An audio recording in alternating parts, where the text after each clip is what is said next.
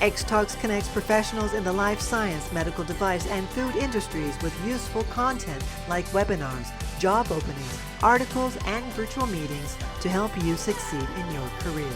This food industry-focused podcast brings together some of our editorial staff to share insights into the latest B2B industry news to help keep you up to date. This week on the show, we are discussing McDonald's launching a spin-off restaurant chain based on an out-of-this-world character, and the FDA refuses to reconsider chemical use in food packaging. Enjoy the show. Hello, everyone, and welcome to the X-Talks Food Podcast. I'm Sydney Perlmutter, Senior Food Industry Journalist and Webinar Moderator at xtalks.com, and this week I'm joined by Vera Kovacevic. Thank you for coming today. So I'm going to start us off with a story. So earlier this past month of July, the U.S. Food and Drug Administration, or FDA, stood by a decision to deny a petition asking it to reevaluate the use of 8 ortho-phthalates in food contacting packaging material. So the agency also declined demands to overturn 5 earlier approvals regarding 5 distinct ortho-phthalates alleged to significantly risk human health by leaching into food and beverage products. So in a FDA constituent update, the agency said, "We evaluated the reconsideration petition and concluded that it does not provide a basis for modifying the FDA's response to the to the original citizen petition. Our response explains that we adequately considered relevant information and views contained in the administrative record when responding to the original citizen petition." So this public petition, which was initiated in May of last year, was put forward by Earth Justice, which is a nonprofit organization that advocates for environmental sustainability, as well as Dr. Catherine K. O'Brien, and she's a Canadian-American pediatric infectious disease specialist and epidemiologist, among other parties as well. So the petition states, to rationally assess whether a substance is safe for use in food, FDA cannot rely on the erroneous assumption that diet is the only source of exposure where the available evidence demonstrates that people are also exposed from other sources. Even low-dose exposures may have a relevant biologic effect when combined with elevated background levels. So if you're wondering what ortho-phthalates are, I'll get into that a little bit. So phthalates themselves are a group of chemically and pharmacologically related substances used in a wide range of products, from toys, detergents, and food packaging, which is what we're mainly talking about, to pharmaceuticals and personal care items like soaps, shampoos, and perfumes. You may hear some companies advertising that they're like phthalate free. I've definitely seen that with personal care items. Although some do contain them. And among the plethora of phthalates available on the market, ortho-phthalates are the most prevalent. So the FDA has granted approval to 30 ortho-phthalates for employment as material in food packaging and processing equipment in contact with food.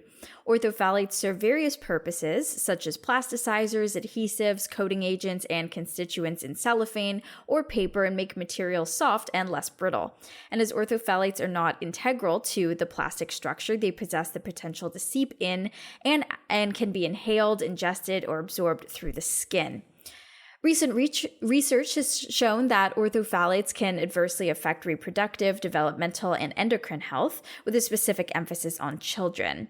Studies have revealed that ortho-phthalates can hinder the brain development in children, raising their risk for issues in learning, attention, and behavior. And research in subsequent petitions have concluded that ortho-phthalates should be excluded from an extensive range of products. Reports from the Centers for Disease Control and Prevention, or CDC, and the Consumer Product Safety Commission, CPSC, indicate that exposure to ortho-phthalates is particularly unavoidable for individuals in the U.S., given their prevalence in hundreds of products. Moreover, investigations have determined that socially disadvantaged groups, such as communities of color, often encounter higher exposure to ortho-phthalates. So this is not the petition that I'm speaking of today. It's not the only one, and it's just the most recent one. So in 2018, the Flexible Vinyl Alliance, or FVA, filed a petition with the FDA advocating for a revision of its regulations that would involve updating and withdrawing the clearances for 26 orthophthalates no longer employed in food contact applications. And in 2021, 8 environmental and human health organizations, including Earth Justice, filed a lawsuit against the FDA for its refusal to prohibit the use of orthophthalate chemicals in food and beverage packaging, despite multiple years of research indicating their potential harm to both human and environmental health. And Earth Justice and Dr. O'Brien's petition has experienced years of exchanges between civil society groups and the FDA, with intervention from the U.S. Congress as well. So some civil society organizations initiated the petition in 2016, driven by worries about the impact of phthalates on human health as they migrate from packaging and processing equipment into food. The organizations requested a response from the FDA in 2019 and eventually took legal action against the agency in 2021. A pivotal challenge, though, in eliminating orthophthalates from food and beverage packaging stems from the fact that numerous plastic variants depend on these chemicals as plasticizing agents, and these chemicals are tough to substitute, especially in materials like polyvinyl chloride. So, not quite a happy story, but something that definitely deserves our attention. Although, not to be a downer, but it really doesn't sound like there's much we, as individuals or consumers of food can do about this, aside from, I guess if we're really worried about it, choosing products or packaging that don't contain orthophthalates. Although, how would we know? I think it's kind of hard for us to detect these things just as everyday consumers. I guess really the only thing we can do is not in terms of food, is look at our self-care products and see if soaps and shampoos and perfumes and other things that we use contain these things, because they have to have their ingredients in them. But it sort of made me think about, should we be entitled to know what the ingredients are in food packaging? Obviously we have, the ingredients list of the food, but if these are, chemicals and potentially dangerous ones, like, do you think we should know what's in the food packaging? Vera, what do you think about that sort of odd thought? Yeah, well, I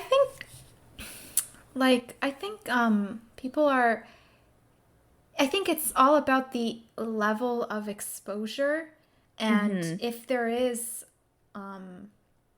sure, let's say there are some of those compounds in plastic packaging. Like, does it actually seep into the food at a rate that consumers should be worried about? That's the question, because a lot of times with these concerns, whether it's like environmental or now in your case like food, with these people say that they're, I guess in the case of the environment, they're called contaminants, but in this case, it's just food packaging materials. The main question is the level of exposure enough to be something to be concerned about? Because I bet you that in most of those research studies, the exposure amounts are probably, I'm guessing, at least 100 times higher than what's actually in food packaging, or what's actually seeping perhaps maybe into the food. So, you can't compare it then. You can't, if the research studies are not using environmentally relevant concentrations, then their study is seriously not able to be extrapolated to the real world setting. And that's, I think, the main issue here, perhaps, because I can do, people in, let's say, chemistry or chemists, they can do these experiments and they can take concentrations that are 1,000 times higher than what's actually relevant and say, oh, we got a response in a model organism. This is bad. This compound is toxic to humans. When in fact, first of all, we don't know that. So I think the research studies may be causing perhaps a little bit too much alarm. Once again, I really think like those research studies should be done at environmentally relevant concentrations, and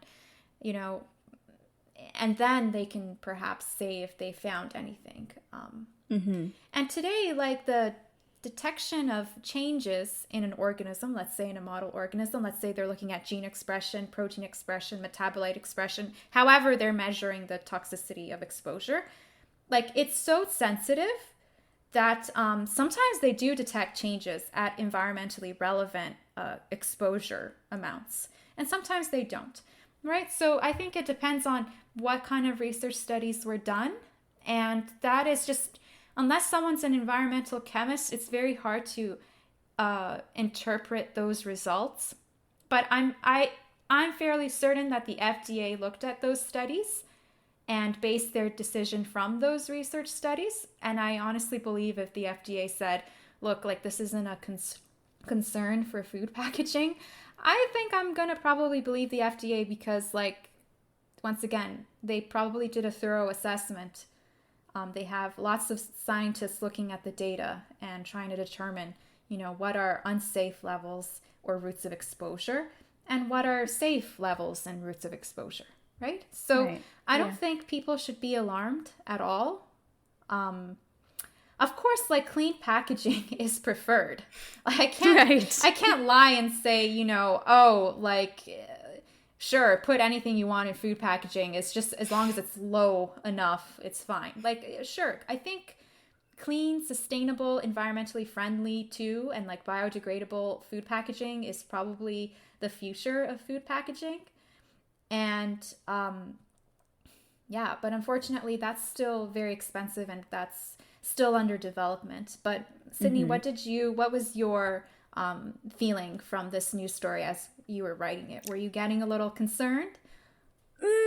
I don't know. I mean, maybe I'm just a little I feel like I write about a lot of different chemicals and food colorings and things that are alleged to be dangerous that maybe I'm not as alarmed anymore just because I see it all the time and I haven't changed my ways really. So I'm not alarmed enough to change what I'm doing. But I kind of was on the same mindset as yourself in that if the FDA has received multiple lawsuits and petitions, yet they've they've stood their ground, what do they have to lose or what do they have to gain?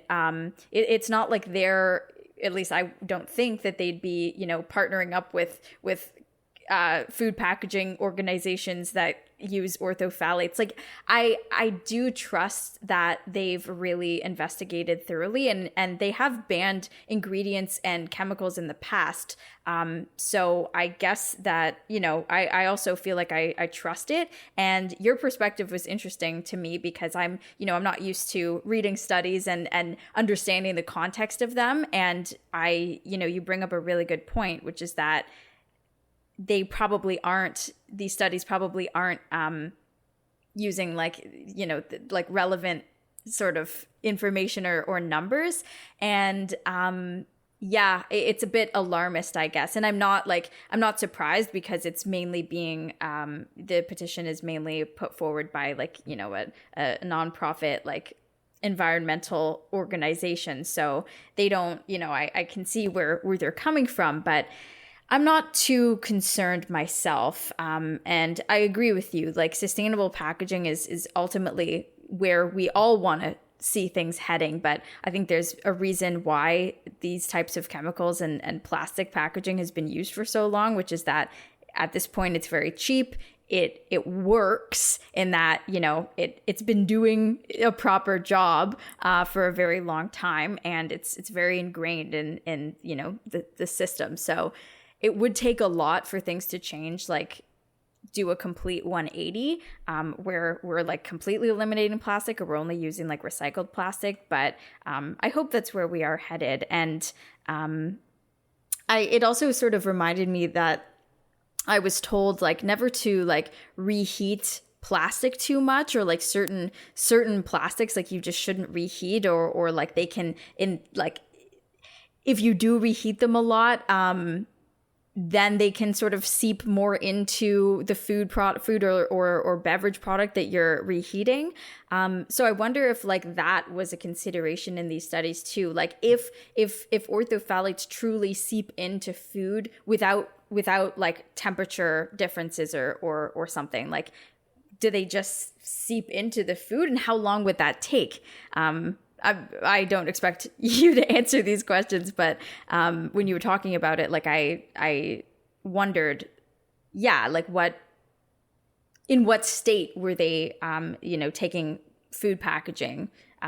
Was it completely brand new, or was it like many, months or years old? So a lot of factors, and many of which hard to consider.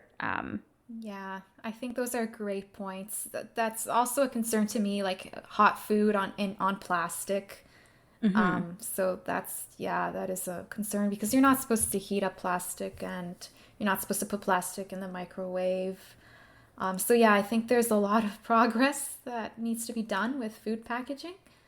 But yeah, I think this is a very interesting story, but I don't think a cause for concern at the moment.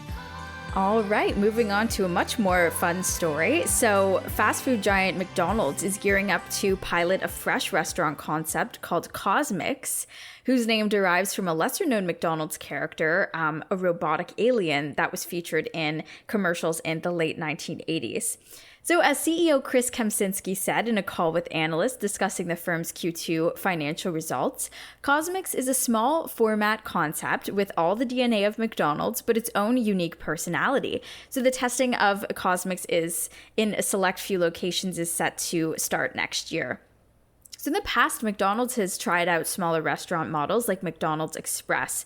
And these are just either smaller versions of the restaurant, or they can be found in like airports or other sort of travel locations. And whether Cosmix will mirror these earlier ventures remains to be seen. But recently, the company has struck gold with its character-based marketing. And a prime example of this is Grimace, whose limited edition purple shake triggered a TikTok frenzy, and one that I actually saw about a month ago. So the introduction of this shake to celebrate Grimace's birthday led to an unforeseen viral sensation on TikTok. Users depicted themselves trying the dessert drink and then reacting with mock horror or pretending to collapse. And I'm not even going to ask where these sorts of things come from, but once they become viral, they become viral. So this bizarrely humorous trend inspired others to purchase the shakes, primarily for creating similar videos. And the grim appeal of Grimace sparked a surge in second quarter sales. Lucky for McDonald's. So Kempczinski noted this quarter, the theme is, well, if I'm being honest, the theme was Grimace, acknowledging that the viral trend significantly impacted McDonald's current marketing success. He added that these effective marketing campaigns have resulted in improved food quality scores, stating the more customers love our brand, the more they love our food. Domestically, McDonald's locations have been open for at least 13 months. They witnessed a 10.3% increase in sales in the quarter ending on June 30th, thanks partly to Grimace's birthday event and the accompanying promotional meal and shake that launched on June 12th. Globally, the company saw an 11.7% jump in sales at restaurants that have been open for at least a year, largely attributed to growth in China. The quarter's total sales rose by 14%.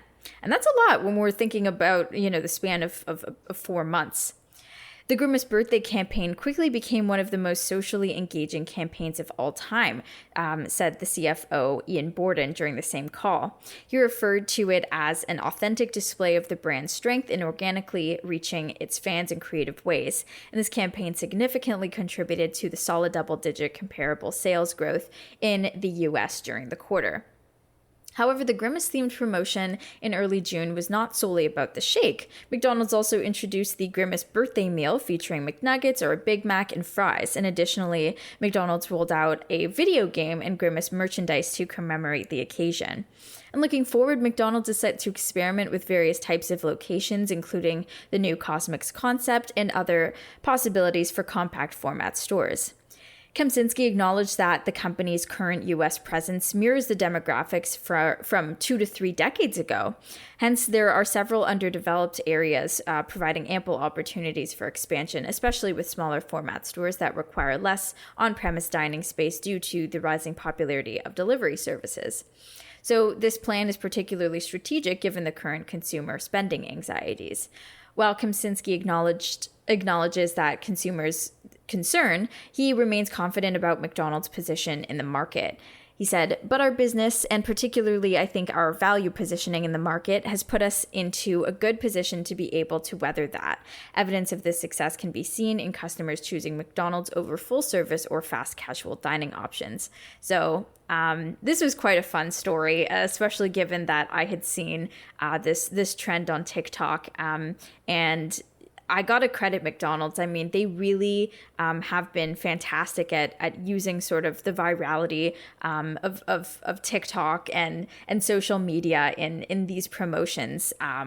They also are excellent at partnering with like musicians or just famous people in general. I remember writing about them collaborating with BTS, and they also last year, the year before that, collaborated with Travis Scott for various meals. And I remember seeing both of those just explode on social media. So they absolutely are taking advantage of TikTok and you know, how easy it is for these trends to go viral. So kudos to them.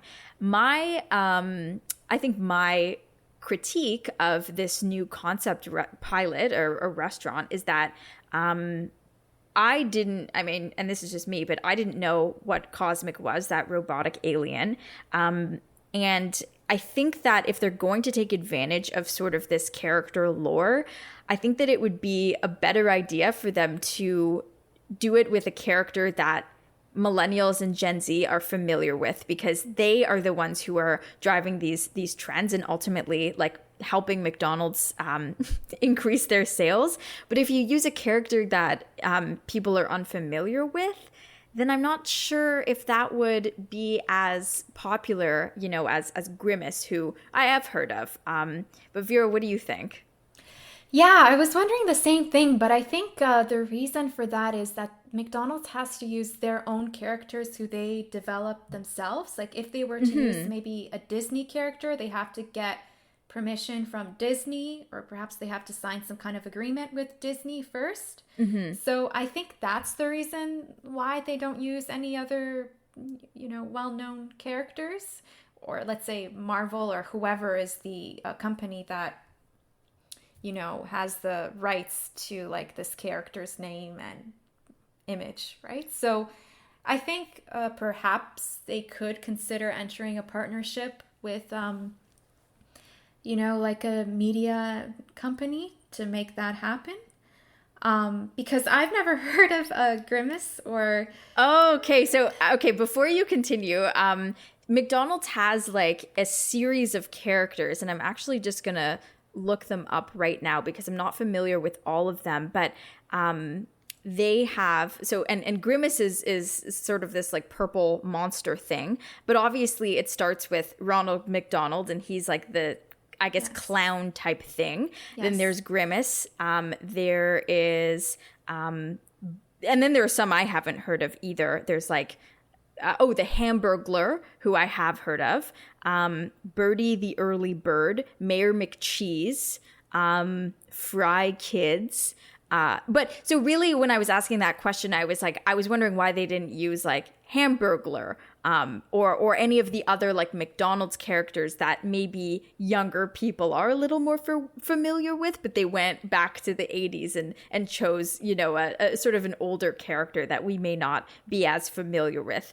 But yeah, I'm not sure. Either they're planning to sort of bring back these characters, or maybe I'm completely wrong. Like maybe McDonald's knows exactly what they're doing with this, and it'll be a huge hit. Yeah, I now see what you're saying. Yeah, perhaps they're trying to like reignite like those characters from the 80s. Maybe, yeah. Yeah, because it is their original idea, and it probably had success then, and perhaps they want to like bring it back.